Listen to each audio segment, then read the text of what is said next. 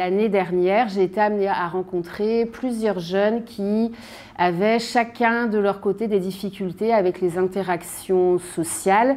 Des jeunes avec un TSA et une légère déficience, qui sont en fait de jeunes adultes qui sont dans la recherche d'autonomie, qui ont envie de s'émanciper, qui ont envie de pouvoir aller vers les autres sans savoir toujours comment le faire correctement. Et m'est venue l'idée de leur proposer un travail autour de la culture, dans l'idée de fédérer des jeunes autour d'un média commun qui est la musique, parce que la musique est universelle et c'est ce qui nous réunit le plus facilement. La médiathèque a accepté de nous accueillir, a accepté de nous accompagner dans ce projet. Et c'est comme ça qu'avec Inès Champagne, on a pu créer un projet où les jeunes venaient les mercredis après-midi, pouvaient écouter des musiques. Alors c'est eux qui choisissaient, donc bien souvent on est resté sur le registre de la chanson française, mais pas que. On a découvert qu'ils avaient tout un répertoire, comme Lady Gaga, comme des chanteurs d'aujourd'hui. Avec Inès et ces jeunes, on a passé plusieurs mercredis ensemble à écouter de la musique et à parler des émotions que nous procuraient ces musiques. Donc soit la tristesse, soit la joie, soit la colère. Donc ce qui a permis à ces jeunes de pouvoir être inclus dans un endroit culturel qui est la médiathèque de Bron et de partager autour de leurs intérêts communs, parce que ça a été une très bonne surprise de voir que finalement ils avaient les mêmes intérêts musicaux. Pour parler de leurs émotions, c'est compliqué, alors que la musique, au final, il n'y a pas forcément besoin que des paroles. La musique en elle-même est une intention.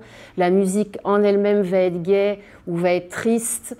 Et du coup, va permettre de mettre des mots simples sur une sonorité qui parle à tout le monde. Sur quelque chose de gai, on va tous avoir envie de se lever et danser. Bien souvent, les jeunes, sur une musique triste, ont été étonnés. Par exemple, avec une collègue, Anaïs et moi-même, un jour, il y a eu une musique qui nous a rendus tristes. On leur a expliqué qu'on était tristes et que ça donnait envie de pleurer.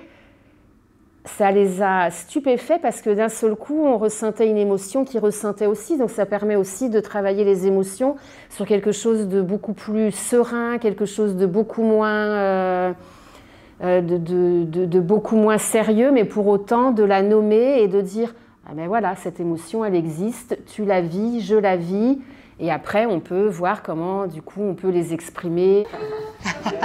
Bonjour Inès. Elle allait venir, Inès. Bonjour, vous allez bien? Ça va, Inès?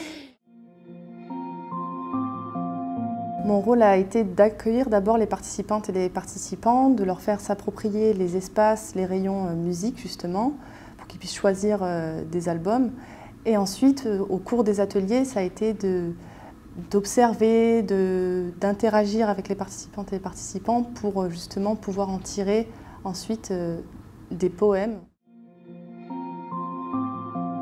J'ai remarqué qu'assez spontanément, on a été à l'aise les uns avec les autres, on a pu s'exprimer assez librement et que justement le lien par la musique se fait facilement. Au cours des sessions, j'ai pu observer que les participantes, les participants, on était tout de suite à l'aise les uns avec les autres.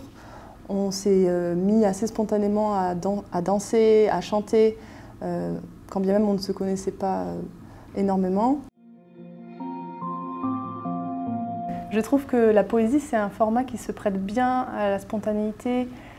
C'est un format, quand bien même il s'inscrit dans une histoire de la littérature, en réalité, quand on a un style libre, on peut utiliser des mots et s'attendre à ce que ce soit aussi le lecteur qui en fasse ressortir le sens. Et quand justement on est dans le cadre de questions sur l'interaction sociale, cette liberté permise par la poésie, elle me touche vraiment et elle me permet vraiment d'exprimer mieux les choses. On a pu créer un bel élan de convivialité, d'inclusion, et on a replacé ces jeunes en tant que sujets dans un lieu qui appartient à tous, qui leur a appartenu aussi et qui leur appartiendra longtemps, je pense, parce que pour eux, ça fait expérience, une expérience positive, c'est très important. On a vraiment nourri quelque chose d'important lors de la valorisation d'eux-mêmes. Espèces. Petites et grandes spirales des genoux, mouvements et remous, bras ouverts, vent debout. Alors, Qui sommes-nous quand notre corps parle avant tout? L'humain en bougeant devient l'humanité, l'humain en chantant, espèce communauté. Entre silence et son, les histoires est passée, notre, leur est inventée, tous nous dansons. D'éviter à inviter, la musique nous a fait compagnons, éternité.